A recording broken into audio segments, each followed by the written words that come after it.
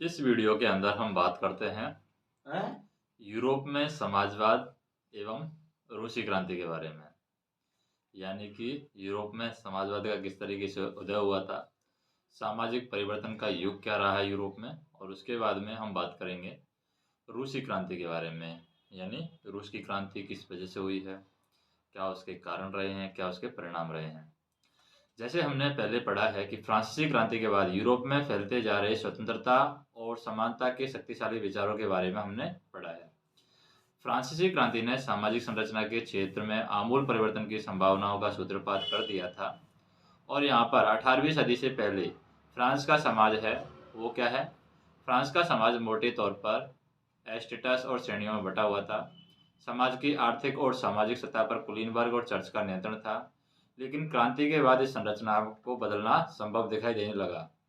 Europe और Asia सहित दुनिया के बहुत सारे हिस्सों में व्यक्तिगत अधिकारों के स्वरूप और सामाजिक सतह पर किसका नियंत्रण हो, इस पर चर्चा छिड़ गई। भारत में भी राजा राममोहन राय और डेरोजियो ने फ्रांसीसी क्रांति के महत्व का उल्लेख किया, और बहुत सारे लोग क्रांति के पश्चात यूरोप की स्थितियों के बारे में चल रही बहस में वो कूद पड़े थे। आगे चलकर के उपनिवेशों में घटी घटनाओं ने भी इन विचारों को एक नया रूप प्रदान करने में योगदान दिया है। मगर यूरोप में भी सभी लोग हैं आमूल समाज परिवर्तन के पक्ष में नहीं थे। इस सवाल पर सबकी राय अलग अलग थी। बहुत सारे लोग हैं बदलाव के लिए तो तैयार थे, लेकिन वह चाहते थे कि यह बदलाव है वो धीरे धीरे हो। एक खेमा मानता था कि समाज का आमूल पुनर्गठन जरूरी है। कुछ रूढ़िवादी तो थे जो कुछ उदारवादी थे, या फिर आमूल परिवर्तनवादी रेडिकल समाधानों के पक्ष में थे। उस समय के संदर्भ में इन शब्दों का क्या मतलब था, राजनीति की इन धाराओं में क्या फर्क थे, कौन कौन सी बातें थी जो समान थी। यहाँ हमें यह ध्यान रखना चाहिए कि इन शब्दों का अर्थ हर काल और परिवेश में एक नहीं होता है। इस अध्याय में हम पढ़ेंगे कि हम 19वीं शताब्दी के कुछ महत्वपूर्ण राजनीतिक परंपराओं का अध्ययन करेंगे, देखेंगे कि उन्होंने परिवर्तन के संदर्भ में क्या असर डाला है। इसके बाद हम एक ऐसी ऐतिहासिक घटना पर अपना ध्यान केंद्रित करेंगे जिसमें समाज के रेडिकल पुनर्गठन का एक गंभीर प्रयास किया गया है। रूस में हुई क्रांति के फलस्वरूप समाजवाद 20वीं सदी का स्वरूप तय करने वाला सबसे महत्वपूर्ण और शक्तिशाली विचारों की श्रृंखला का ये हिस्सा बन गया था। उदारवादी, रेडिकल और रूढ़िवादियों की अगर हम बात करें, समाज परिवर्तन के समर्थकों के या समाज परिवर्तन के समर्थकों में एक समूह उदारवादियों का था। उदारवादी ऐसा राष्ट्र चाहते थे जिसमें सभी धर्मों को बराबर का सम्मान मिले, सभी धर्मों को, सभी धर्म में उनको बराबर की जगह मिले। शायद हम जानते होंगे कि उस समय यूरोप के देशों में प्राय किसी एक धर्म को ही ज़्यादा महत्व दिया जाता था। जैसे कि ब्रिटेन की सरकार है, चर्च ऑफ इंग्लैंड का समर्थन करती थी। ऑस्ट्रेलिया और स्पेन है, कैथोलिक चर्च के समर्थक थे। उदारवादी समूह है, वंश आधारित शासकों को अनियंत्रित सत्ता के वो विरोधी थे। यानी वंश आधारित जो अनियंत्रित सत्ता है उसके विरोधी थे उदारवादी समूह। वे सरकार के समक्ष व्यक्ति मात्र के अधिकारों की रक्षा के पक्षधर थे। उनका कहना था कि सरकार को किसी के अधिकारों का हनन करने, उन्हें छीनने का अधिकार नहीं दिया जाना चाहिए। यह समूह प्रतिनिधित्व पर आधारित एक ऐसी निर्वाचित सरकार के पक्ष में था जो शासक और अफसरों के प्रभाव से मुक्त और सुप्रशिक्षित न्यायपालिका के द्वारा स्थापित किए गए कानून के अनुसार शासन कार्य चलाए। पर यह जो समूह है वो लोकतंत्रवादी नहीं था। ये लोग सार्वभौमिक वयस्क मताधिकार यानी सभी नागरिकों को वोट का अधिकार देने के पक्ष में नहीं थे। उनका मानना था कि वोट का अधिकार है केवल संपत्तिधारियों को ही मिलना चाहिए। इसके विपरीत अगर हम बात करें, इसके विपरीत रेडिकल समूह के लोग ऐसी सरकार के पक्ष में थे जो देश की आबादी के बहुमत के समर्थन पर आधारित हो। इसमें बहुत सारे लोग हैं महिला मताधिकार आंदोलन के समर्थक थे। उदारवादियों के विपरीत ये लोग बड़े जमींदारों, संपन्न उद्योगपतियों को प्राप्त किसी भी तरह के विशेष अधिकारों के खिलाफ थे। वे निजी संपत्ति के विरोधी नहीं थे, लेकिन केवल कुछ लोगों के पास संपत्ति के सेकेंडरीकरण का वो विरोध यहाँ पर जरूर करते थे। रूढ़िवादी जो तबका है रेडिकल और उदारवादी दोनों के खिलाफ था, मगर फ्रांसीसी क्रांति के बाद तो रूढ़िवादी बदलाव की जरूरत को स्वीकार करने लगे थे। पुराने समय में यानी कि हम बात करें 18वीं शताब्दी में, रूढ़िवादी आमतौर पर परिवर्तन के विचारों का विरोध करते थे, लेकिन 19वीं सदी तक आते आते वे भी मानने लगे कि कुछ परिवर्तन है वो आवश्यक हो गया है, परंतु वह चाहते थे कि अतीत का सम्मान किया जाए, अर्थात अतीत को पूरी तरीके से ठुकराया न जाए, बदलाव की प्रक्रिया है वो धीमी हो। फ्रांसीसी क्रांति के बाद में पैदा हुई राजनीतिक उथल पुथल के दौरान सामाजिक परिवर्तन पर केंद्रित इन विविध विचारों के बीच में काफ़ी टकराव हुए हैं। 19वीं सदी में क्रांति और राष्ट्रीय कायांतरण की विभिन्न कोशिशों ने इन सभी राजनीतिक धाराओं की सीमाओं और संभावनाओं को यहाँ पर स्पष्ट कर दिया है। मताधिकार आंदोलन की बात करें, वोट डालने का जो अधिकार पाने के लिए चलाया जाने वाला जो आंदोलन है वो मताधिकार आंदोलन है। औद्योगिक समाज एवं सामाजिक परिवर्तन की अगर हम बात करें, ये राजनीतिक रुझान एक नए युग का द्योतक था।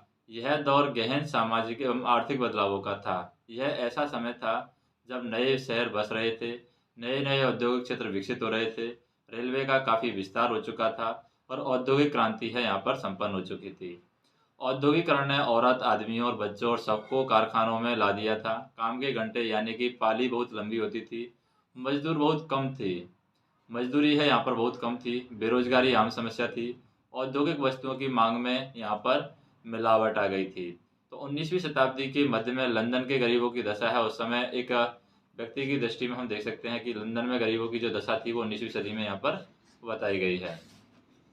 तो यहाँ पर बेरोजगारी यहाँ पर और बढ़ जाती है। जैसे ही यहाँ पर औद्योगिक वस्तुओं की मांग में गिरावट आ जाती है तो बेरोजगारी की दर यहाँ पर बढ़ जाती है। शहर तेजी से बसते हैं और फैलते जा रहे हैं, इसलिए आवास, साफ सफाई का काम भी यहाँ पर मुश्किल होता जा रहा है। उदारवादी और रेडिकल दोनों ही इन समस्याओं का हल खोजने की यहाँ पर कोशिश कर रहे हैं। लगभग सभी उद्योग हैं व्यक्तिगत स्वामित्व में थे। बहुत सारे रेडिकल और उदारवादियों के पास भी काफ़ी संपत्ति थी और उनके यहाँ बहुत सारे लोग हैं यहाँ पर नौकरी करते थे और उन्होंने व्यापार व औद्योगिक व्यवसाय के जरिए धन दौलत इकट्ठी की। इसलिए वे चाहते थे कि इस तरह के प्रयासों को ज़्यादा से ज़्यादा बढ़ावा दिया जाए। उन्हें लगता था कि अगर मजदूर स्वस्थ हों और नागरिक पढ़े लिखे हों तो इस व्यवस्था का भरपूर लाभ लिया जा सकता है। ये लोग जन्मजात मिलने वाले विशेष अधिकारों के विरुद्ध थे। व्यक्तिगत प्रयास, श्रम और उद्यमशीलता में उनका गहरा विश्वास था। उनकी मान्यता थी कि यदि हर एक को व्यक्तिगत स्वतंत्रता दी जाए, गरीबों को रोजगार मिले और जिनके पास पूंजी है उन्हें बिना रोक टोक काम करने का मौका दिया जाए तो समाज तरक्की कर सकता है। इसी कारण 19वीं सदी के शुरुआती दशकों में समाज परिवर्तन के इच्छुक बहुत सारे कामकाजी स्त्री पुरुष, उदारवादी और रेडिकल समूह और पार्टियों के इर्द गिर्द गोलबंद यहाँ पर हो गए थे। फिर यूरोप में 1815 में जिस तरह की सरकार बनी, उनसे छुटकारा पाने के लिए कुछ राष्ट्रवादी, उदारवादी और रेडिकल आंदोलनकारी क्रांति के पक्ष में थे। फ्रांस, इटली, जर्मनी और रूस में ऐसे लोग क्रांतिकारी हो गए थे और राजाओं का तख्ता पलट का प्रयास करने लगे। राष्ट्रवादी कार्यकर्ता क्रांति के जरिए ऐसे राष्ट्रों का स्थापना करना चाहते थे जिसमें सभी नागरिकों को समान अधिकार प्राप्त हो। 1815 के बाद इटली के राष्ट्रवादी गिसेप्पे मिजनी ने यही लक्ष्य प्राप्त करने के लिए अपने समर्थकों के साथ मिलकर के राजा के खिलाफ साजिश रची और भारत सहित दुनिया भर के राष्ट्रवादी उनकी रचनाओं को यहाँ पर पढ़ते थे। यूरोप में समाजवाद के आने की अगर हम बात करें, यूरोप में समाजवाद किस तरीके से आता है। समाज के पुनर्गठन की संभवतः यानी सबसे दूरगामी दृष्टि प्रदान करने वाली विचारधारा है वो समाजवादी था। 19वीं सदी के मध्य तक यूरोप में समाजवाद एक जाना पहचाना विचार था और उसकी तरफ बहुत सारे लोगों का ध्यान आकर्षित हो रहा था। समाजवादी है निजी संपत्ति के विरोधी थे, यानी वे संपत्ति पर निजी स्वामित्व को सही नहीं मानते थे। उनका कहना था कि संपत्ति के निजी स्वामित्व की व्यवस्था ही सारी समस्याओं की जड़ है। वे ऐसा क्यों मानते थे? उनका तर्क था कि बहुत सारे लोगों के पास संपत्ति तो है जिससे दूसरों को रोजगार भी मिलता है, लेकिन समस्या यह है कि संपत्तिधारी व्यक्ति को सिर्फ अपने फायदे से ही मतलब रहता है। वह उसके बारे में नहीं सोचता जो उसकी संपत्ति की उत्पादनशीलता बनाते हैं। इसलिए अगर संपत्ति पर किसी एक व्यक्ति के बजाय पूरे समाज का नियंत्रण हो तो साझा सामाजिक हितों पर ज़्यादा अच्छी तरीके से ध्यान दिया जा सकता है।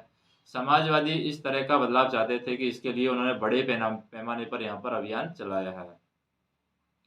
कोई समाज संपत्ति के बिना कैसे चल सकता है? समाजवादी समाज का आधार क्या होगा, इसकी अगर हम बात करें, समाजवादियों के पास भविष्य की एक बिल्कुल भिन्न दृष्टि थी। कुछ समाजवादियों को कोऑपरेटिव यानी कि सामूहिक उद्यम के विचार में दिलचस्पी थी। इंग्लैंड के जाने माने उद्योगपति रॉबर्ट ओवेन ने इंडियाना में एक नया समन्वय के नाम से एक नए तरह के समुदाय की रचना का प्रयास किया। कुछ समाजवादी मानते थे कि केवल व्यक्तिगत पहलकदमी के बहुत बड़े सामूहिक खेत नहीं बनाए जा सकते। वह चाहते थे कि सरकार अपनी तरफ से सामूहिक खेती को बढ़ावा दे। उदाहरण के लिए हम बात करें, फ्रांस में लुई ब्लॉक चाहते थे कि सरकार पूंजीवादी उद्यमों की जगह सामूहिक उद्यमों को बढ़ावा दे। कोऑपरेटिव ऐसे लोगों के समूह थे जो मिलकर के चीज़ें बनाते थे और मुनाफे को प्रत्येक सदस्य के द्वारा किए गए काम के हिसाब से आपस में वो बांट लेते थे। उसके बाद में कार्ल मार्क्स और फ्रेडरिक एंगल्स ने यहाँ पर इस दिशा में कई नए तर्क दिए हैं। मार्क्स का विचार था कि औद्योगिक समाज पूंजीवादी समाज है। फैक्ट्रियों में लगी पूंजी पर पूंजीपतियों का स्वामित्व है। पूंजीपतियों का मुनाफा मजदूरों की मेहनत से पैदा होता है। मार्क्स का जो निष्कर्ष था वो यह था कि जब तक निजी पूंजीपति इसी तरह मुनाफे का संचय करते जाएंगे तब तक मजदूरों की स्थिति में सुधार नहीं हो सकता। अपनी स्थिति में सुधार लाने के लिए मजदूरों को पूंजीवादी व निजी संपत्ति पर आधारित शासन को उखाड़ फेंकना होगा। मार्क्स का जो विश्वास था कि खुद को पूंजीवादी शोषण से मुक्त कराने के लिए मजदूरों को एक अत्यंत भिन्न किस्म का समाज बनाना होगा, जिसमें सारी संपत्ति पर पूरे समाज का यानी कि सामाजिक नियंत्रण और स्वामित्व रहेगा। उन्होंने भविष्य के इस समाज को साम्यवादी समाज का नाम दिया है और मार्क्स को विश्वास था कि पूंजीवादियों के साथ होने वाले संघर्ष में जीत जो अंततः मजदूरों की ही होगी और उनकी राय में कम्युनिस्ट समाज ही भविष्य का समाज होगा। फिर हम बात करें, यहाँ पर एक चित्र दिखाया गया है। ये जो चित्र दिखाया गया है ये हमारा पेरिस कम्यून 1871 का एक चित्र है। इस चित्र में हम देख सकते हैं मार्च और मई 1871 के बीच में हुए जन विद्रोह को यहाँ पर दर्शाया गया है। और ये एक ऐसा दौर था, अगर इस दौर की बात करें तो ये एक ऐसा दौर था जब पेरिस की नगर परिषद यानी कि कम्यून पर मजदूर, आम लोग, पेशेवर, राजनीतिक कार्यकर्ताओं को लेकर बनाई गई जो जन सरकार ने यहाँ पर कब्जा कर लिया था। और यह उथल पुथल फ्रांसीसी सरकार की नीतियों के प्रति बढ़ते असंतोष के कारण पैदा हुई थी। यद्यपि पेरिस कम्यून को अंततः सरकारी टुकड़ियों ने कुचल डाला था, लेकिन दुनिया भर के समाजवादियों ने समाजवादी क्रांति की पूर्व पीठिका के रूप में इसका जमकर जश्न मनाया। पेरिस कम्यून को दो और चीज़ों की वजह से आज भी याद किया जाता है। एक, मजदूर के लाल झंडे का उदय इसी घटना से हुआ है। कम्युनिस्टों यानी क्रांतिकारियों ने अपने लिए यही झंडा चुना था। और दूसरा है मॉर्सियस के लिए, जो इस घटना के बाद पेरिस कम्यून और मुक्त संघर्ष का प्रतीक बन गया था। तो इस गीत को मूलतः जो उल्लेखनीय है कि जो गीत है, गीत को 1792 में युद्ध गीत के रूप में लिखा गया था। और समाजवाद के समर्थन की अगर हम बात करें, समाजवाद का समर्थन कौन करता है, तो समाजवाद के समर्थन के लिए हम बात करें 1870 के दशक आते आते समाजवादी विचार है पूरे यूरोप में फैल चुके थे। अपने प्रयासों में समन्वय लाने के लिए समाजवादियों ने क्या किया, द्वितीय इंटरनेशनल के नाम से एक अंतर्राष्ट्रीय संस्था भी यहाँ पर बना रही थी। फिर हम बात करें, इंग्लैंड और जर्मनी के मजदूरों ने अपनी जीवन और कार्य स्थितियों में सुधार लाने के लिए संगठन बनाना शुरू कर दिया था। और संकट के समय अपनी समस्याओं को या फिर अपने संकट के समय अपने सदस्यों को मदद पहुंचाने के लिए इन संगठनों ने कोष स्थापित किए और काम के घंटों में कमी, मताधिकार के लिए आवाज उठाना शुरू कर दिया। जर्मनी में सोशल डेमोक्रेटिक पार्टी के साथ में इन संगठनों के काफ़ी गहरे रिश्ते थे। संसदीय चुनावों में वे पार्टी की मदद भी करते थे। 1905 तक ब्रिटेन के समाजवादियों और ट्रेड यूनियन आंदोलनकारियों ने लेबर पार्टी के नाम से अपनी एक अलग पार्टी बना ली थी। और फ्रांस में भी सोशलिस्ट पार्टी के नाम से ऐसी ही एक पार्टी का गठन किया गया।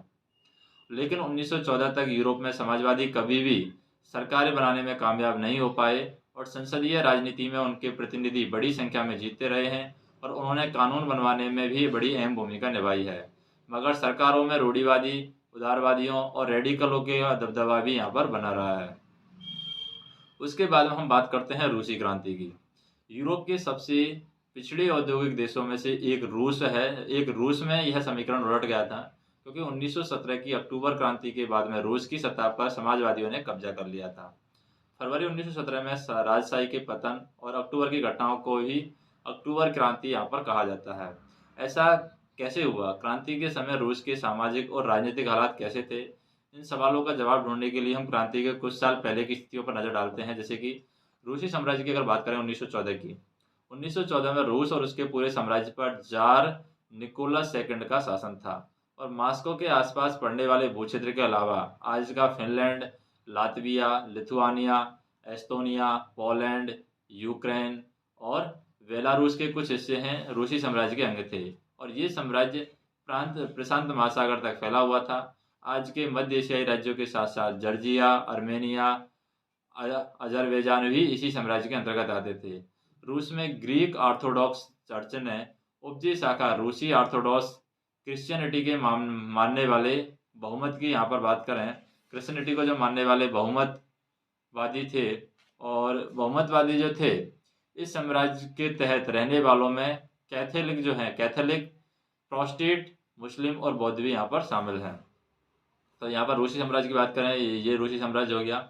अगर हम बात करें, ये ऑटोमन साम्राज्य है पूरा, ये काला सागर, रोमानिया, बुल्गारिया, ये अल्बानिया, यूनान, इटली।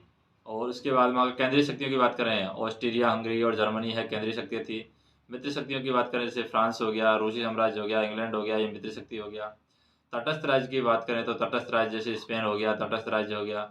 और अगर हम बात करें किसकी, ऐसे तटस्थ राज्य जो बाद में मित्र शक्तियों से जा मिले थे, तो पुर्तगाल है, ये मित्र शक्तियों से जाकर मिल गया था। और इधर हम देखें, इटली है, ये मित्र राज्य से जाकर मिल गया था। यूनान है, रोमानिया है, ये बाद में मित्र राज्यों से जाकर के मिले थे। और ऐसे तटस्थ राज्य जो बाद में केंद्रीय शक्तियों से जाकर के मिले थे, वो जैसे ऑटोमन साम्राज्य और बुल्गारिया है, ये केंद्रीय शक्तियों से जाकर के मिले थे।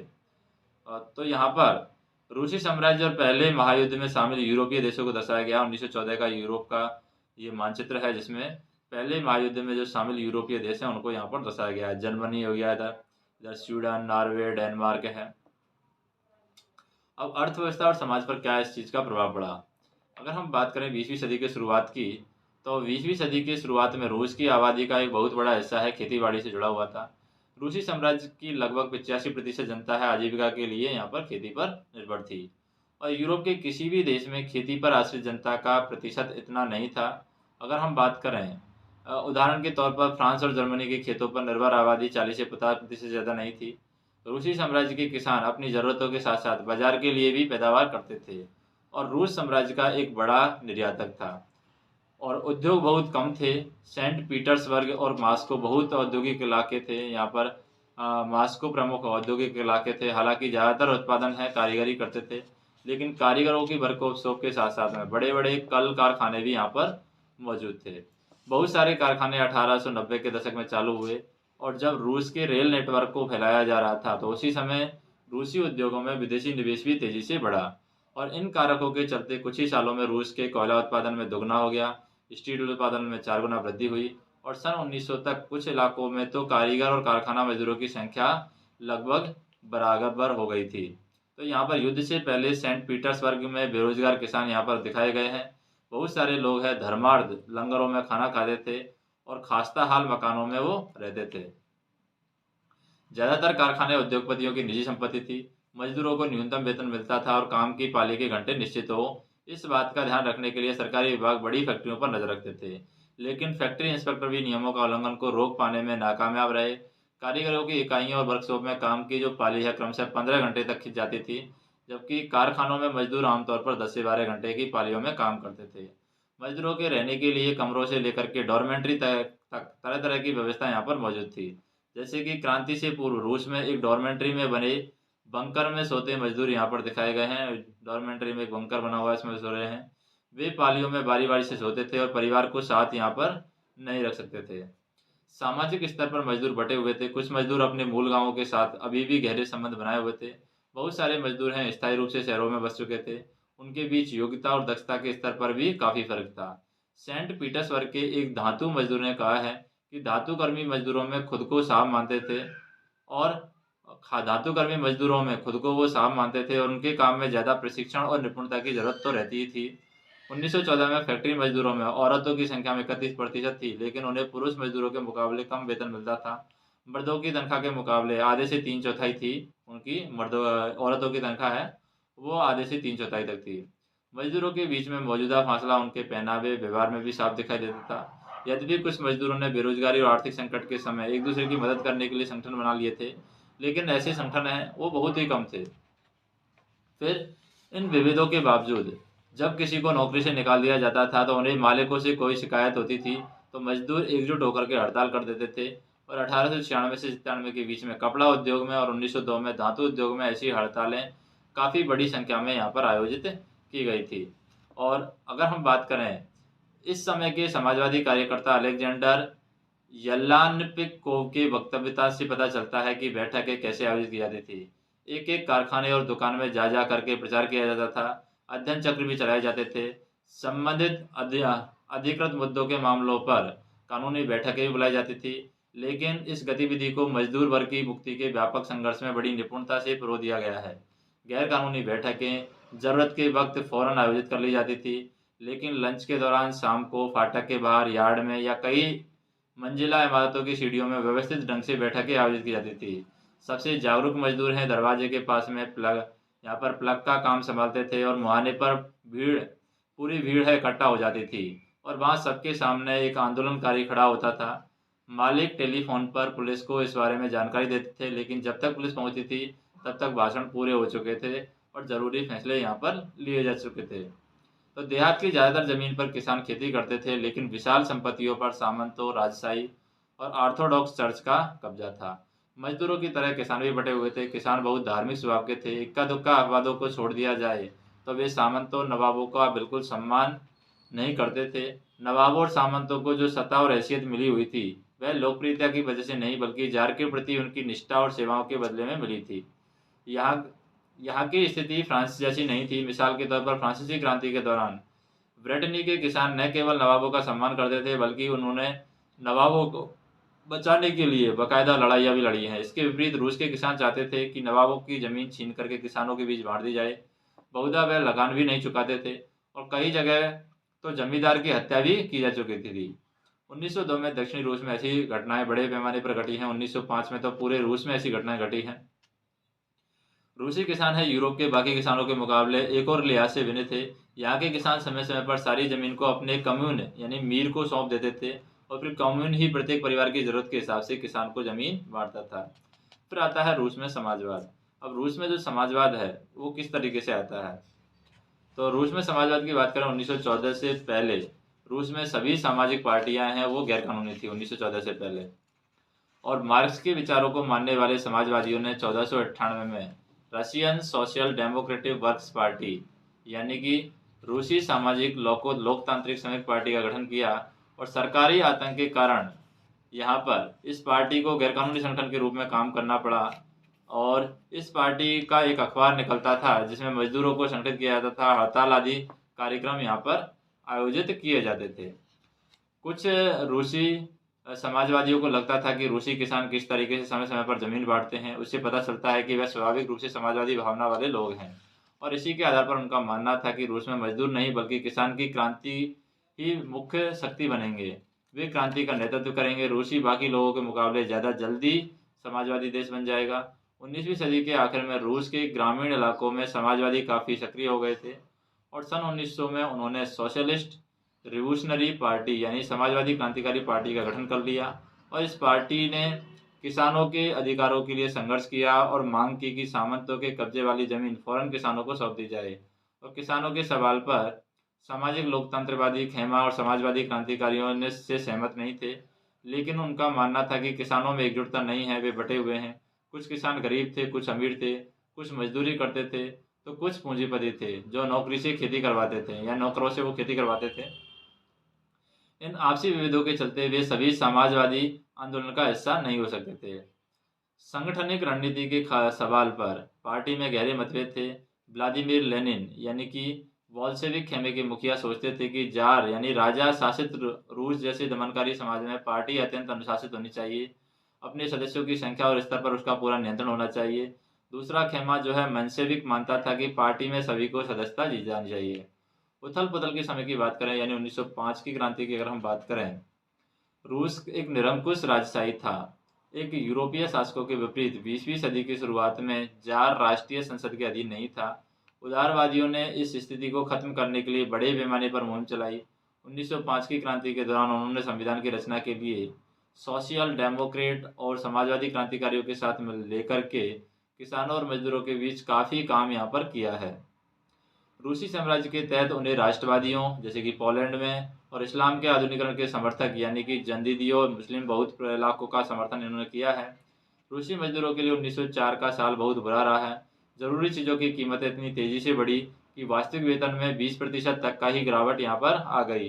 जो वास्तविक वेतन है उसमें 20% की गिरावट आ गई थी। उसी समय मजदूर संगठनों की सदस्यता में भी तेज़ी से वृद्धि हुई। सन 1904 में गठित की गई असेंबली ऑफ रशियन वर्कर्स यानी रूसी श्रमिक सभा के 4 सदस्यों को पुल्तिलोव आयरन वर्क्स में उनकी नौकरी से हटा दिया गया। तो मजदूरों ने आंदोलन छेड़ने का ऐलान कर दिया।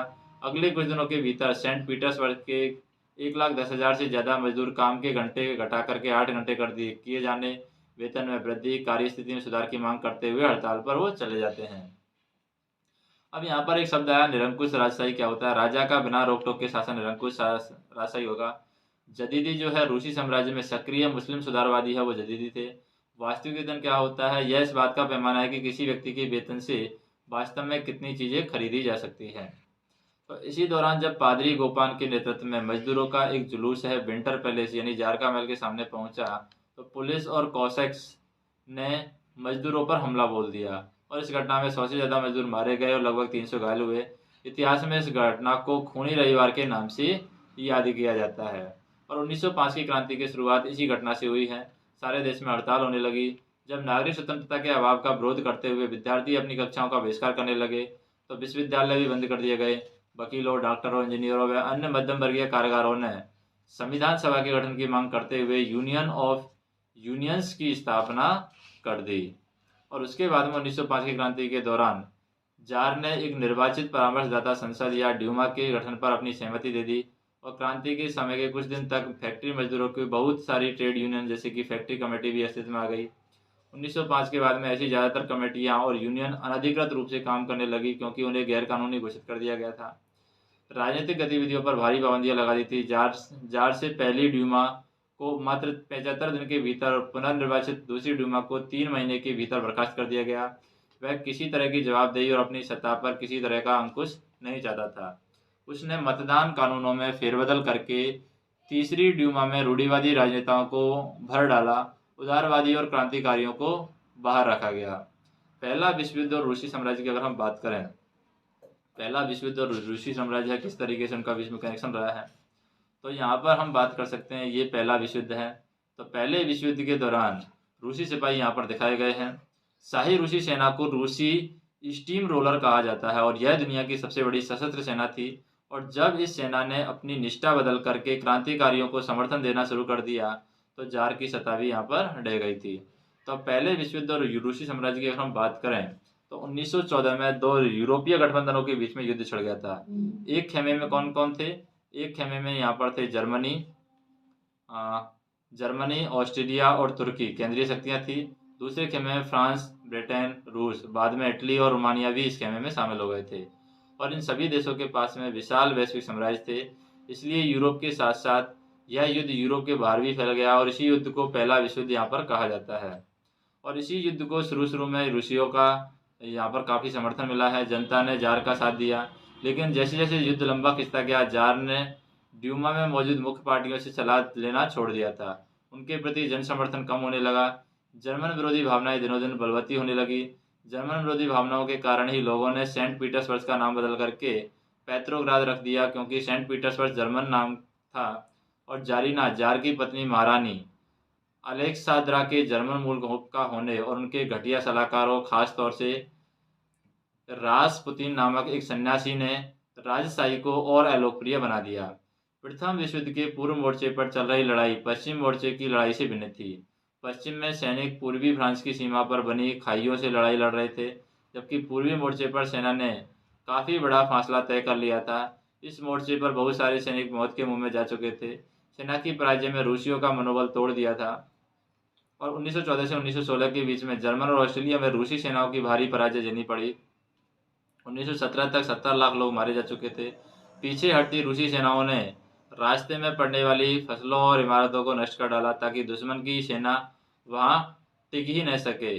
फसलों और इमारतों के विनाश से रूस में 30 लाख से ज़्यादा लोग शरणार्थी हो गए थे और इस हालात ने सरकार और जार दोनों को यहाँ पर अलोकप्रिय बना दिया था। सिपाही भी युद्ध से तंग आ चुके थे, अब वे यहाँ पर लड़ना नहीं चाहते थे और युद्ध से उद्योगों पर बुरा असर पड़ा। रूस के अनेक उद्योग तो वैसे ही बहुत कम थे, अब तो बाहर से मिलने वाली आपूर्ति भी बंद हो गई, क्योंकि बाल्टिक समुद्र में जिस रास्ते से विदेशी औद्योगिक सामान आते थे उस पर जर्मनी का कब्जा हो चुका था। यूरोप के बाकी देशों के मुकाबले रूस के औद्योगिक उपकरण ज़्यादा तेज़ी से बेकार होने लगे। 1916 तक रेलवे लाइनें टूटने लगी। अच्छी सेहत वाले मर्दों को युद्ध में झोंक दिया गया। देश भर में मजदूरों की कमी पड़ने लगी। जरूरी सामान बनाने वाली छोटी छोटी वर्कशॉप ठप होने लगी। ज़्यादातर अनाज सैनिकों का पेट भरने के लिए मोर्चे पर भेजा जाने लगा। शहरों में रहने वालों के लिए रोटी और आटे का किल्लत पैदा हो गई और 1916 की सर्दियों में रोटी की दुकानों पर अक्सर दंगे होने लगे थे। उसके बाद में हम बात करें जैसे कि पेट्रोग्राद में फरवरी क्रांति की बात करें, पेट्रोग्राद में फरवरी क्रांति किस तरीके से हुई है। एक शब्द आता है तालाबंदी। तालाबंदी फैक्ट्री को स्थायी रूप से बंद करने के लिए मालिकों के द्वारा मुख्य फाटक पर ताला डाल देना और तालाबंदी कहलाता है। तो सन 1917 की सर्दियों में राजधानी पेट्रोग्राद की हालतें बहुत खराब थी और ऐसा लगता था कि मानव जनता में मौजूद विभिन्नताओं की ध्यान में रख करके ही शहर की बनावट तय की गई है। मजदूरों के क्वार्टर कारखाने नेवा नदी के दाएं तट पर थे। बाएं किनारे पर फैशनेबल इलाके, विंटर पैलेस, सरकारी इमारतें थी और जिस महल में ड्यूमा की बैठक होती थी वह भी इसी तरफ का था। फरवरी में मजदूरों के इलाकों में खाद्य पदार्थों की काफ़ी भारी कमी पैदा हो गई और उस साल भी ठंड भी कुछ ज़्यादा ही पड़ी थी। भीषण कोहरा और बर्फबारी भी हुई थी। संसदीय प्रतिनिधि चाहते थे कि निर्वाचित सरकार बची रहे, इसलिए वह जार द्वारा ड्यूमा को भंग करने के लिए की जा रही कोशिशों का विरोध वो कर रहे थे। 22 फरवरी को दाएं तट पर स्थित एक फैक्ट्री में तालाबंदी घोषित कर दी गई। अगले दिन इस फैक्ट्री के मजदूरों के समर्थन में 50 फैक्ट्रियों के मजदूरों ने भी हड़ताल का ऐलान कर दिया। बहुत सारे कारखानों में हड़ताल का नेतृत्व औरतें कर रही थी और इसी दिन को बाद में अंतर्राष्ट्रीय महिला दिवस का नाम दिया गया। 22 फरवरी को ही यहाँ पर अंतर्राष्ट्रीय महिला दिवस का नाम दिया जाता है। और आंदोलनकारी जनता बस्ती पर पार करके राजधानी के बीचों बीच नेवास्की प्रोस्टेट तक आ गई थी और उस समय तक कोई भी राजनीतिक पार्टी आंदोलन की सक्रिय रूप से संगठित और संचालित नहीं कर रही थी। जब फैशनेबल रिहायशी इलाके और सरकारी इमारतों को मजदूरों ने घेर लिया तो सरकार ने कर्फ्यू लगा दिया। शाम तक प्रदर्शनकारी तितर बितर हो गए, लेकिन 24 और 25 तारीख को फिर इकट्ठा होने लगे और सरकार ने उन पर नजर रखने के लिए घुड़सवार सैनिकों और पुलिस को तैनात कर दिया। रविवार 25 फरवरी को सरकार ने ड्यूमा को बर्खास्त कर दिया। सरकार के इस फैसले के खिलाफ राजनीतिक बयान देने लगे। 26 तारीख को प्रदर्शनकारी बहुत बड़ी संख्या में बाएं तट के इलाकों में इकट्ठा हो गए और 27 को उन्होंने पुलिस मुख्यालयों पर हमला करके उन्हें तहस नहस कर दिया। रोटी, तनख्वाह, काम के घंटों में कमी और लोकतांत्रिक अधिकारों के पक्ष में नारे लगाते असंख्य लोग हैं सड़कों पर जमा हो गए। सरकार ने स्थिति पर नियंत्रण कायम करने के लिए एक बार फिर घुड़सवार सैनिकों को तैनात कर दिया, लेकिन घुड़सवार सैनिकों की टुकड़ियों ने प्रदर्शनकारियों पर यहाँ पर क्या है गोली चलाने से इनकार कर दिया। गुस्साए सिपाहियों ने एक रेजिमेंट की बैरक में अपने ही एक अफसर पर गोली चला दी और 3 दूसरी रेजिमेंट में बगावत करके दी। हड़ताली मजदूरों के साथ वो सैनिक आ मिले और उस शाम को सिपाही और मजदूर एक सोवियत यानी कि परिषद का गठन करने के लिए उसी हैसियत में जमा हुए थे जहां अब तक ड्यूमा की बैठक हुआ करती थी और यहीं से पेट्रोग्राद सोवियत का जन्म होता है। सोवियत क्या होता है? रूस के स्थानीय स्वशासी संगठन होते हैं, उसे हम कहते हैं सोवियत। अगले दिन एक प्रतिनिधि मंडल जार से मिलने गया और सैनिक कमांडरों ने उसे सलाह दी कि वह राजगद्दी छोड़ दे। उसने कमांडरों की बात मान ली और 2 मार्च को राजगद्दी छोड़ दी। सोवियत और डूमा के राजाओं ने या नेताओं ने देश का शासन चलाने के लिए एक अंतरिम सरकार बना ली और तय किया गया कि रूस के भविष्य के बारे में फैसला लेने की जिम्मेदारी संविधान सभा को सौंप दी जाए और उसका चुनाव सार्वभौमिक व्यस्मताधिकार के आधार पर किया जाए। फरवरी 1917 में राजशाही को गद्दी से हटाने वाली क्रांति का झंडा है वो पेट्रोग्राद की जनता के हाथों में था।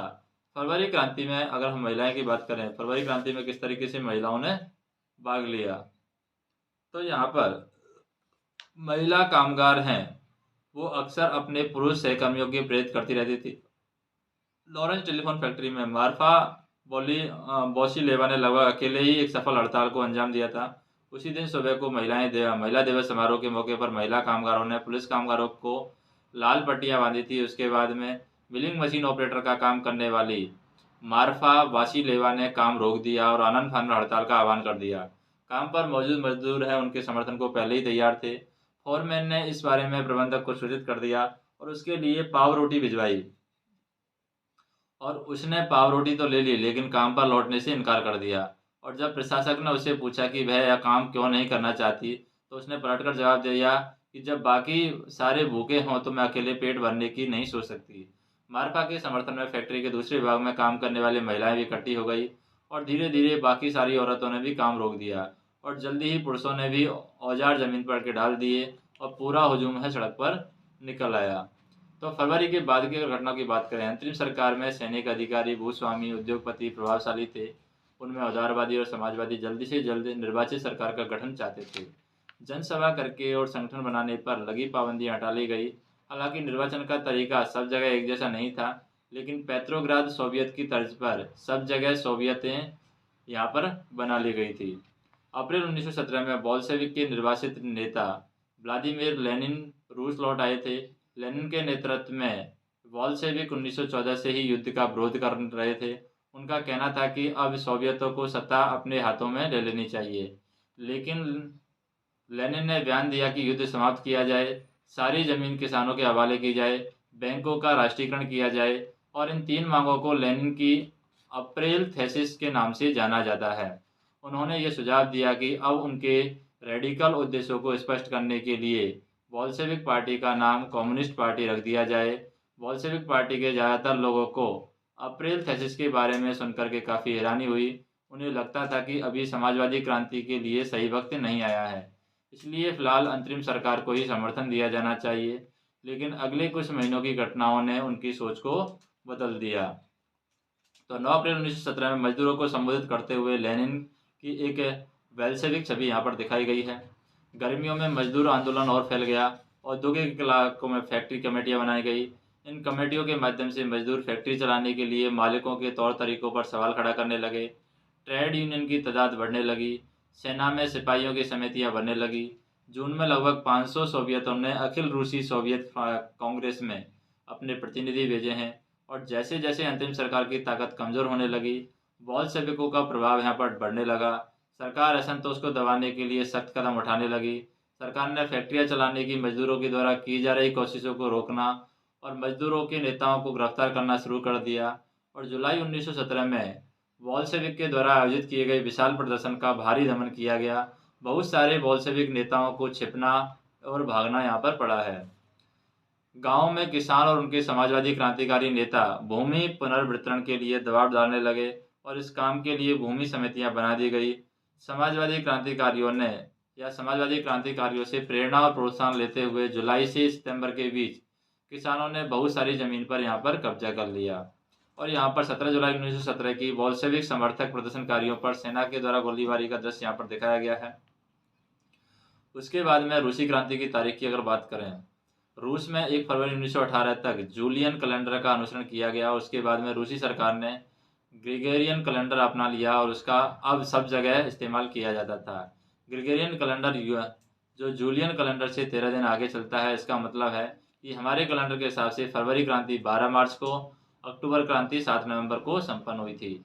उसके बाद में अक्टूबर 1917 की क्रांति की अगर हम बात करें, जैसे जैसे अंतरिम सरकार और बोल्शेविकों के बीच में टकराव बढ़ता गया, लेनिन को अंतरिम सरकार द्वारा तानाशाही थोप देने की आशंका यहाँ पर दिखाई देने लगी। सितंबर में उन्होंने सरकार के खिलाफ विद्रोह के बारे में चर्चा शुरू कर दी। सेना और फैक्ट्री सोवियत में मौजूद बोल्शेविकों को इकट्ठा यहाँ पर किया गया था। उसके बाद में 16 अक्टूबर 1917 को लेनिन ने पेट्रोग्राद सोवियत और बोल्शेविक पार्टी को सत्ता पर कब्जा करने के लिए राजी कर लिया। और सत्ता पर कब्जे के लिए लियान ट्रास्की के नेतृत्व में सोवियत की ओर से एक सैनिक क्रांतिकारी समिति का गठन किया गया। और इस बात का खुलासा नहीं किया गया कि योजना को किस दिन यहाँ पर लागू किया जाएगा। उसके बाद में 24 अक्टूबर को विद्रोह शुरू होता है। संकट की आशंका को देखते हुए प्रधानमंत्री केरेस्की सैनिक टुकड़ियों को इकट्ठा करने शहर से बाहर चले गए। तड़के ही सरकार के वफादार सैनिकों ने 2 बोल्शेविक अखबारों के दफ्तरों को घेर लिया। टेलीफोन और टेलीग्राफ दफ्तरों पर नियंत्रण प्राप्त कर लिया। विंटर पैलेस की रक्षा के लिए सरकार समर्थक सैनिकों को रवाना कर दिया गया। पलक झपकते ही क्रांतिकारी समिति ने भी अपने समर्थकों को आदेश दे दिया कि सरकारी कार्यालयों पर कब्जा कर लें और मंत्रियों को गिरफ्तार कर लें। उसी दिन अरोरा नामक युद्धपोत ने विंटर पैलेस पर बमबारी शुरू कर दी और अन्य युद्धपोतों ने नेवा के रास्ते में आगे बढ़ते हुए विभिन्न सैनिक ठिकानों को अपने नियंत्रण में ले लिया। शाम ढलते ढलते पूरा शहर क्रांतिकारी समिति के नियंत्रण में आ चुका था और मंत्रियों ने आत्मसमर्पण कर दिया था। पेट्रोग्राद में अखिल रूसी सोवियत कांग्रेस की बैठक हुई, जिसमें बहुमत से बोल्शेविक की कार्यवाही का समर्थन किया गया। अन्य शहरों में भी बगावतें होने लगी। दोनों तरफ से जमकर गोलीबारी हुई और ख़ास तौर से मॉस्को में। लेकिन दिसंबर तक मॉस्को पेट्रोग्राद इलाकों पर बोल्शेविक का नियंत्रण यहाँ पर स्थापित हो चुका था। अगर हम 1850 से 1880 की बात करें तो रूस में समाजवाद पर बहस होती है।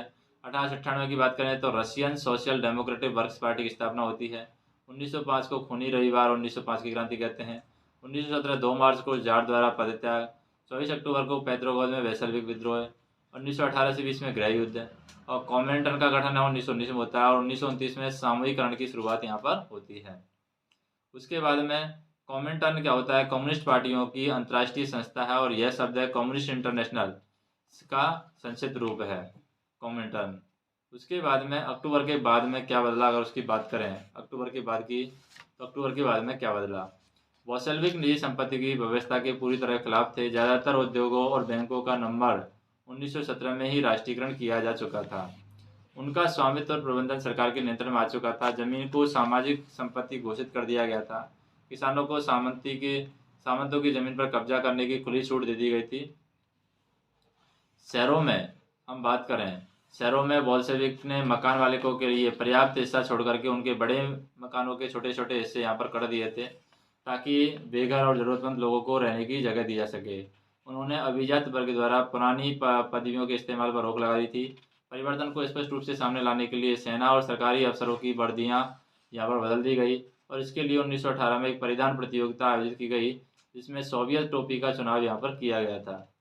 बोल्शेविक पार्टी का नाम बदल करके रूसी कम्युनिस्ट पार्टी यानी बोल्शेविक रख दिया गया था और नवंबर 1917 में बोल्शेविक ने संविधान सभा के लिए चुनाव कराए, लेकिन इन चुनावों में उन्हें बहुमत नहीं मिल सका और जनवरी 1918 में असेंबली ने बोल्शेविक के प्रस्तावों को खारिज कर दिया और लेनिन में असेंबली बर्खास्त कर दी। उनका मत था कि एक निश्चित परिस्थिति में चुनी गई असेंबली के मुकाबले आखिरी रूसी सोवियत कांग्रेस है कहीं ज़्यादा लोकतांत्रिक संस्था है। मार्च 1918 में अन्य राजनीतिक सहयोगियों की असहमति के बावजूद बोल्शेविक ने ब्रेस्ट लिटोव्स्क में जर्मनी से संधि कर ली थी और आने वाले सालों में बोल्शेविक पार्टी अखिल रूसी सोवियत कांग्रेस के लिए होने वाले चुनावों में हिस्सा लेने वाली एकमात्र पार्टी रह गई थी। अखिल रूसी सोवियत कांग्रेस का जब देश की संसद का दर्जा दे दिया गया तो रूस एक दलीय राजनीतिक व्यवस्था वाला देश बन गया है। ट्रेड यूनियनों पर पार्टी का नियंत्रण रहता है। गुप्तचर पुलिस, जिसे पहले चेका और बाद में ओजीपीयू या फिर एनकेवीडी का नाम दिया गया है, बोल्शेविकों की आलोचना करने वालों का दंडित करती है। बहुत सारे युवा लेखक हैं और कलाकार हैं, ये पार्टी की तरफ आकर्षित होते हैं क्योंकि वह समाजवाद और परिवर्तन के प्रति समर्पित था। और अक्टूबर 1917 के बाद ऐसे कलाकारों और लेखकों ने कला और वास्तुकला के क्षेत्र में नए प्रयोग किए हैं, लेकिन पार्टी द्वारा थोपी गई सेंसरशिप के कारण बहुत सारे लोगों का पार्टी से मोह भी यहाँ पर भंग होने लगा था। मॉस्को में मई दिवस का प्रदर्शन यहाँ पर 1918 में दिखाया गया है। अक्टूबर क्रांति और रूसी ग्रामीण इलाके के दो दृष्टिकोण की अगर हम बात करें, क्या क्या दृष्टिकोण है? 25 अक्टूबर 1905 को हुई क्रांतिकारी उथल पुथल की खबर अगले ही दिन गांव पहुंच गई थी। लोगों ने खूब खुशियां मनाई। किसानों के लिए इसका मतलब था मुफ्त जमीन और युद्ध का खात्मा। जिस दिन खबर मिली उसी दिन जमींदारों की हवेली लूट ली गई, उनके खेत कब्जे में ले लिए गए और उनके विशालकाय बाग के पेड़ काट करके सारी लकड़ी किसानों के बीच में बांट दी गई। उनकी सारी इमारतें तोड़ दी गई, उनकी ज़मीन किसानों के बीच बांट दी गई और जो एक सोवियती ज़िंदगी जीने को तैयार थे। यहाँ पर एक जमींदार परिवार के सदस्य ने अपने रिश्तेदारों को भेजे खत में लिखा था कि उनके परिवार और जागीर के साथ क्या हुआ है। तख्ता पलट बिना किसी परेशानी के खामोशी और शांतिपूर्ण पूरा हो गया है। शुरुआती दिन बंदा बर्दाश्त से बाहर थे और यहाँ पर मिखाइलोविच जागीर का मालिक शांत था। लड़कियाँ भी, इसमें कोई शक नहीं है कि चेयरमैन का व्यवहार सही है, लेकिन वह बड़ी विनम्रता से बात करता है। हमारे पास 2 गाय, 2 बछड़े या 2 घोड़े दिए गए हैं। नौकर है, बार बार उन्हें यही कहते हैं कि हमारी फिक्र न करें, उन्हें जीने दो। उनकी सुरक्षा और संपत्ति का जिम्मा हमारे ऊपर है। हम उनसे मानवता भरा व्यवहार करते हैं। अफवाह है कि कई गांवों में लोग कमेटियों को बाहर निकाल करके पूरी जागीर दोबारा मिखाइलोविच को सौंपना चाहते हैं। पता नहीं ऐसा होगा या नहीं और यह हमारे लिए अच्छा ही रहेगा या नहीं, पर हमें इस बात का संतोष है कि हमारे लोगों में चेतना है। उसके बाद करते हैं गृह युद्ध की बात। गृह युद्ध किस तरीके से चलता है? जब बोल्शेविकों ने जमीन के पुनर्वितरण का आदेश दिया तो रूसी सेना टूटने लगी। ज़्यादातर सिपाही किसान थे, वे भूमि पुनर्वितरण के लिए घर लौटना चाहते थे, इसलिए सेना छोड़ करके वो जाने लगे। गैर बोल्शेविक समाजवादी, उदारवादी और राजशाहियों के समर्थकों ने बोल्शेविक विद्रोह की निंदा की और उनके नेता दक्षिण रूस में इकट्ठा होकर के बोल्शेविक से लड़ने के लिए टुकड़ियाँ यहाँ पर संगठित करने लगे थे। 1918 से 1919 में रूसी साम्राज्य के ज़्यादातर हिस्सों पर सामाजिक क्रांतिकारियों और जार समर्थकों का भी नियंत्रण रहा है। उन्हें फ्रांसीसी, अमेरिकी, ब्रिटिश और जापानी टुकड़ियों का भी समर्थन मिल रहा है और ये सभी शक्तियाँ रूस में समाजवाद को फलते फूलते नहीं देखना चाहती थी। और इन टुकड़ियों और बोल्शेविकों के बीच चले गृह युद्ध के दौरान लूटमार, डकैती और भुखमरी जैसी समस्याएं बड़े पैमाने पर यहाँ पर फैल गई थी। और व्हाइट में जो निजी संपत्ति के हिमायती थे, उन्होंने ज़मीन पर कब्जा करने वाले किसानों के खिलाफ काफ़ी सख्त रवैया अपनाया है और उन्हीं की इनकी हरकतों के कारण वे गैर बोल्शेविकों के प्रति जन समर्थन को और भी तेज़ी से घटने लगा था। जनवरी 1920 तक भूतपूर्व रूसी साम्राज्य के ज़्यादातर हिस्सों पर बेल्शेविकों का नियंत्रण है कायम हो चुका था। उन्हें गैर रूसी राष्ट्रवादियों और मुस्लिम जदीदियों की मदद से यह कामयाबी मिली थी और यहाँ रूसी उपनिवेशवादी ही बेल्शेविक विचारधारा के अनुयायी बन गए थे। वहाँ यह मदद काम नहीं आ सकी। मध्य एशिया स्थित खीवा में बेल्शेविक उपनिवेशकों ने समाजवाद की रक्षा के नाम पर स्थानीय राष्ट्रवादियों को बड़े पैमाने पर कत्लेआम किया। ऐसे हालात में बहुत सारे लोगों को यह समझ में नहीं आ रहा था कि बोल्शेविक सरकार क्या चाहती है। अक्टूबर क्रांति के समय मध्य एशिया में दो दृष्टिकोण यहाँ पर बताए गए हैं। एम.एन. राय भारतीय क्रांतिकारी मैक्सियन कम्युनिस्ट पार्टी के संस्थापक और भारत, चीन व यूरोप में कम्युनिस्ट के एक प्रमुख नेता थे। 1920 के दशक में जब रूस में गृह युद्ध चल रहा था, तो उस समय वे मध्य एशिया में थे और उन्होंने लिखा है कि मुखिया एक भला सा बुजुर्ग था और उनका सहायक एक नौजवान जो रूसी भाषा बोलता था। उसे क्रांति के बारे में पता था जिसमें जार का राजगद्दी से हटा दिया गया और उन जनरलों को खदेड़ दिया गया जिन्होंने कीगिड़जों की मातृभूमि पर कब्जा किया था। और इस प्रकार क्रांति का मतलब यह था कि जब कीगिड़ज यानी किर्गिस्तान लोग एक बार फिर अपनी मातृभूमि के स्वामी बन गए थे, जन्मजात वैश्विक से लगने वाले युवक ने हुंकार लगाई, इनकलाब जिंदाबाद, और पूरा कबीला उनके साथ नारे लगाने लगा। आंशिक रूप से हम बात करें इसी समस्या से निपटने के लिए ज़्यादातर जो गैर रूसी राष्ट्रीयता को सोवियत संघ दिसंबर 1922 में रूसी और साम्राज्य में जो वैश्विक के द्वारा स्थापित किए गए राज्य के अंतर्गत राजनीतिक स्वायत्ता दे दी गई। लेकिन क्योंकि वैश्विकों ने स्थानीय सरकारों पर कई अलोकप्रिय और सख्त नीतियां जैसे कि घुमंतुवाद की रोकथाम की कड़ी कोशिश की थोप दी, इसलिए विभिन्न राष्ट्रीयताओं को विश्वास जीतने के प्रयास आंशिक तौर रूप में यहाँ पर सफल हो पाए हैं। समाजवादी समाज के निर्माण की अगर हम बात करें, समाजवादी समाज का निर्माण किस तरीके से होता है। गृह युद्ध के दौरान बेल्शेविकों ने उद्योग और बैंकों के राष्ट्रीयकरण को जारी रखा। उन्होंने किसानों को उस जमीन पर खेती की छूट दे दी थी जिसका समाजीकरण किया जा चुका था और जब्त किए गए खेतों का इस्तेमाल बेल्शेविक यह दिखाने के लिए करते थे कि सामूहिकता क्या होती है। शासन के लिए केंद्रीकृत नियोजन की व्यवस्था लागू की गई। अफसर इस बात का हिसाब लगाते थे कि अर्थव्यवस्था किस तरीके से काम कर सकती है। इस आधार पर वे 5 साल के लिए लक्ष्य तय कर लेते थे और इसी आधार पर उन्होंने पंचवर्षीय योजना बनानी शुरू कर दी। पहली दो योजनाएं 1927 1932, 1933 1938 के दौरान में औद्योगिक विकास को बढ़ावा देने के लिए सरकार ने सभी तरह की कीमतें स्थिर कर दी थी। केंद्रीकृत नियोजन से आर्थिक विकास की काफ़ी गति मिली, औद्योगिक उत्पादन बढ़ने लगा। 1929 से 1933 के बीच में तेल, कोयले और स्टील के उत्पादन में 100% वृद्धि हुई है। नए नए औद्योगिक शहर हैं वो अस्तित्व में आए हैं। स्वायत्ता की बात करें, स्वायत्ता क्या होती है? अपना शासन स्वयं चलाने का अधिकार स्वायत्ता है। घुमंतु होते हैं ऐसे लोग जो किसी एक जगह ठहर कर नहीं रहते हैं बल्कि अपनी आजीविका की खोज में एक जगह से दूसरी जगह आते जाते रहते हैं। कार्य स्थितियाँ होती हैं, काम के जो हालात हैं वो कार्य स्थितियाँ हैं। मगर तेज निर्माण कार्यों के दबाव में कार्य स्थितियाँ खराब होने लगी थी। मैग्निटोगोस्कर्ग शहर में एक स्टील संयंत्र का निर्माण कार्य 3 साल के भीतर पूरा कर लिया गया। इस दौरान मजदूरों की बड़ी सख्त जिंदगी गुजारनी पड़ती थी। उनको नतीजा यह हुआ कि पहले ही साल में 550 बार काम रुका और रियासती क्वार्टरों में जाड़ों में शौचालय जाने के लिए 40 डिग्री कम तापमान पर लोग चौथी मंजिल से उतर करके सड़क के पार दौड़ करके जाते थे।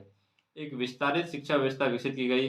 फैक्ट्री कामगारों और किसानों को विश्वविद्यालयों में दाखिला दिलाने के लिए यहाँ पर खास इंतजाम हैं वो किए गए थे। तो यहाँ पर हम बात करें महिला कामगारों में बच्चों के लिए फैक्ट्रियों में बाल बाड़ियाँ खोल दी गई, सस्ती स्वास्थ्य सेवाएं उपलब्ध कराई गई, मजदूरों के लिए आदर्श रिहायशी मकान बनाए गए। लेकिन इन सारी कोशिशों के नतीजे सभी जगह एक जैसे नहीं रहे हैं क्योंकि सरकारी संसाधन सीमित थे।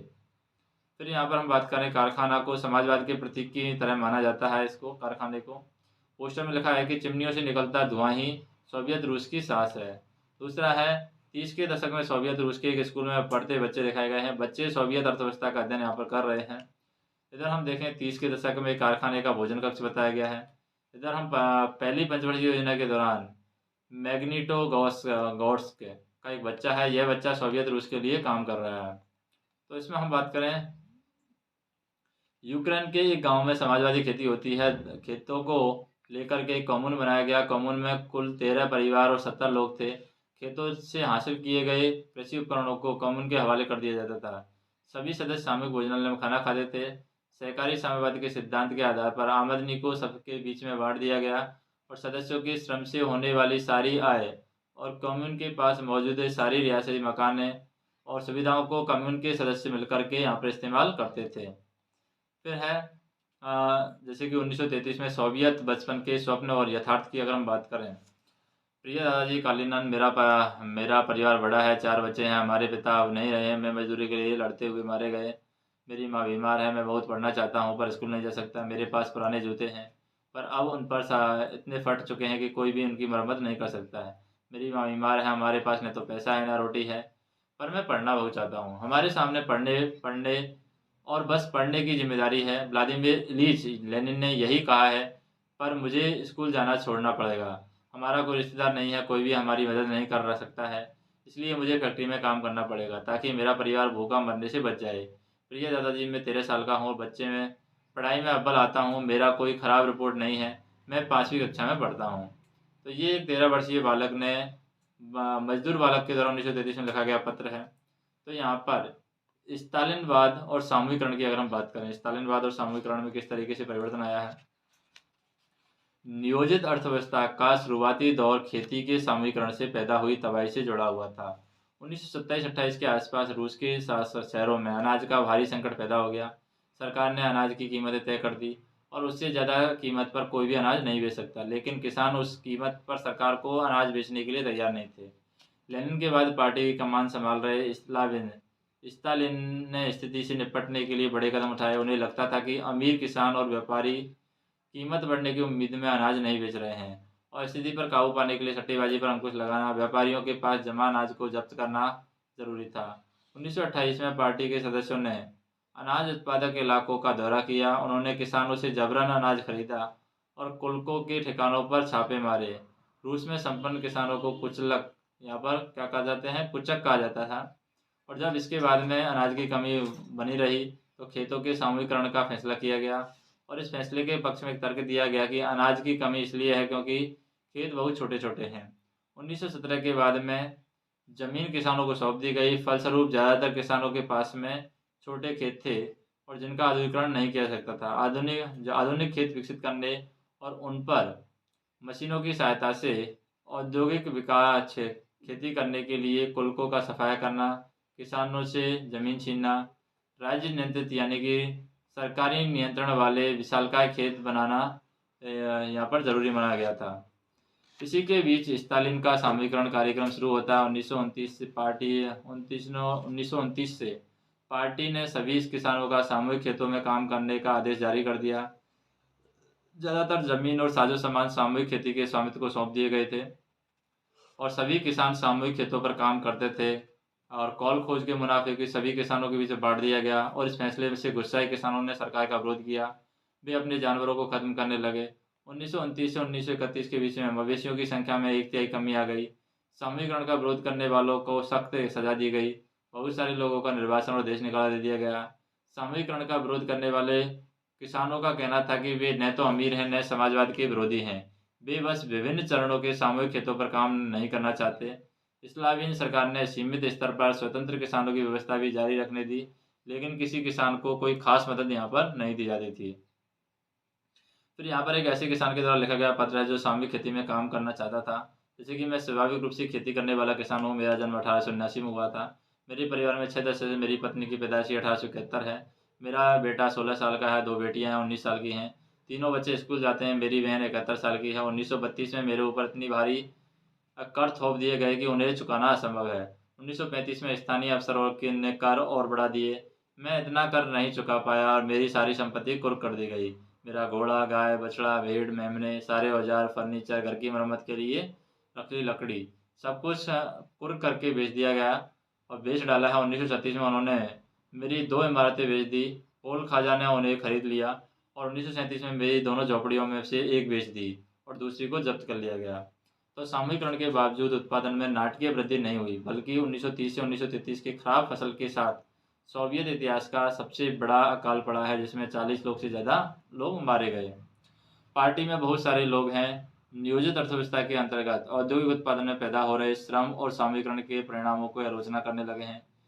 स्टालिन और उनके सहयोगियों ने ऐसे आलोचकों का समाजवाद के खिलाफ साजिश रचने का आरोप लगाया है। देश भर में बहुत सारे लोगों पर इसी तरह के आरोप लगाए गए हैं और 1939 तक आते आते 20 लाख से ज़्यादा लोगों को या तो जेल में या फिर श्रम शिविरों को भेज दिया गया। ज़्यादातर लोगों ने ऐसा कोई अपराध नहीं किया, लेकिन उनकी सुनने वाला कोई नहीं था और बहुत सारे लोगों को यातनाएं दे दे करके उनसे इस आशय के बयान लिखवा दिए गए कि उन्होंने समाजवाद के विरुद्ध साजिश में हिस्सा लिया और इसी आधार पर उन्हें मार दिया गया और उनमें कई प्रतिभावान पेशेवर भी थे। फिर हम बात करें विशाल समूह फार्मों में काम करने के लिए जुटी किसान औरतें बताई गई हैं। सामूहिकरण के विरोध और सरकार की प्रतिक्रियाओं का सरकारी विवरण की अगर हम बात करें, इस साल फरवरी में दूसरे पखवाड़े में यूक्रेन के विभिन्न क्षेत्रों में किसानों ने बड़ी पैमाने पर विद्रोह किए हैं। यही स्थिति सामूहिकरण के क्रियान्वयन के दौरान पार्टी के निचले कार्यकर्ताओं के द्वारा पार्टी लाइन को ठीक से लागू नहीं किए जाने और गर्मियों में होने वाले कटाई की तैयारियों का परिणाम है। बहुत थोड़े से समय में उपरोक्त चित्र में हम देख रहे हैं गतिविधियां आसपास के इलाकों में फैल गई हैं। सबसे आक्रामक विद्रोह सीमावर्ती इलाके में हुए हैं। विद्रोही किसानों का ज़्यादा जोर है इस बात पर रहा है कि सामूहिकरण के कारण उनसे छीन लिया गया अनाज, मवेशी और औजार उन्हें लौटा दिया जाए। 1 फरवरी और से 15 मार्च के बीच में 25,000 गिरफ्तारी हो चुकी थी। 656 को मृत्युदंड दिया गया था। 3,677 को श्रम शिविर में बंद कर दिया गया था और 5800 को देश निकाला यहाँ पर दे दिया गया। और यूक्रेन हम बात करें नेक्स्ट की रूसी क्रांति और सोवियत संघ का वैश्विक प्रभाव क्या पड़ा है।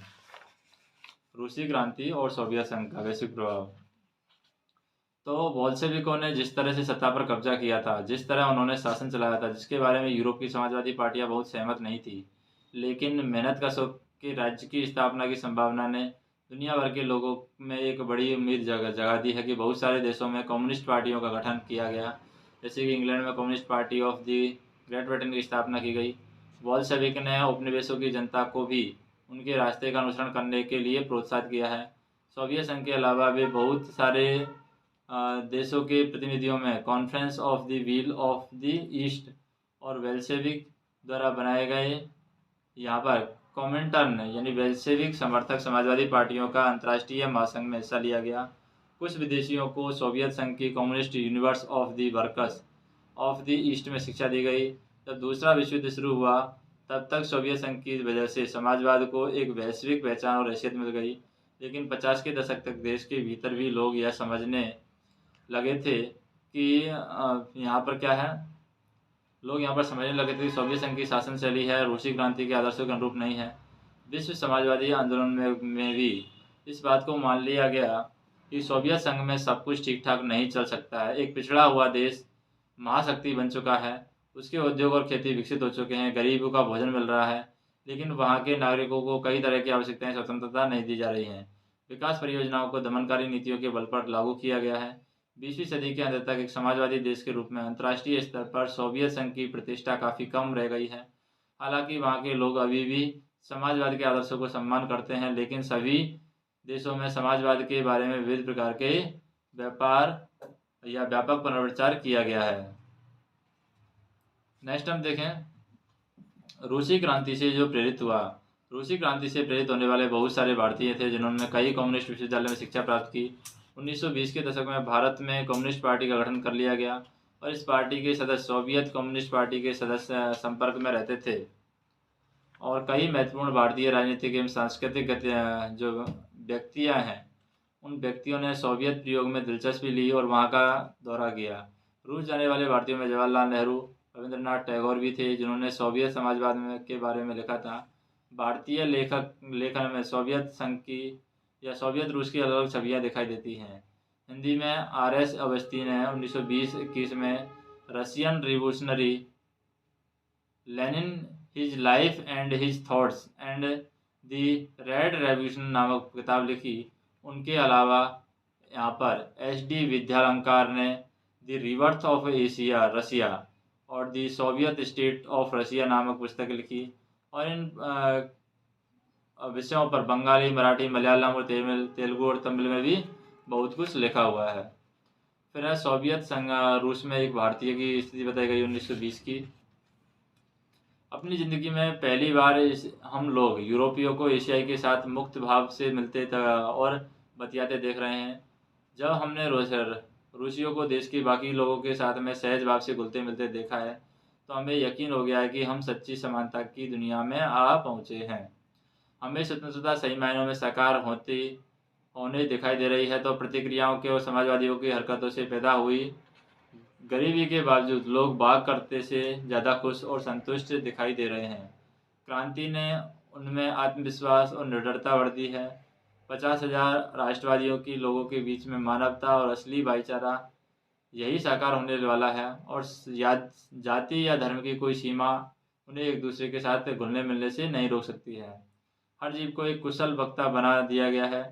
आप वहाँ मजदूरों, किसानों और सिपाहियों और सभी का पेशेवर वक्ता की तरह बहस करते हुए देख सकते हैं। उसके बाद में रूस से रविंद्रनाथ टैगोर 1930 में बताते हैं, मॉस्को बाकी यूरोपीय राजधानी के मुकाबले कम साफ सुथरा दिखाई देता है। सड़क पर भागम भाग में लगा कोई भी व्यक्ति बहुत स्मार्ट नहीं लगता। सारी जगह मजदूरों की है। यहाँ आम जनता रईसों के साय में किसी तरह दबती हुई दिखाई नहीं देती है। जो लोग सर्दियों से नेपथ्य में छिपे हुए हैं, आज सामने आ रहे हुए खड़े हुए हैं। मैं अपने देश के किसानों और मजदूरों के बारे में सोचने लगा, तो मैंने सोचने हुए कुछ था।